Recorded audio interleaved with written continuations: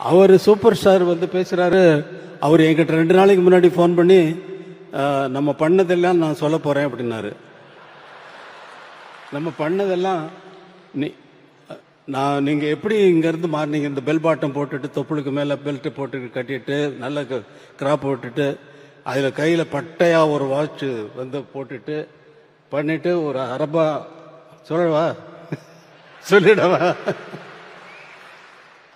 மகேந்திரனும் நீங்களும் நானும் உட்காந்து குடித்தோம்.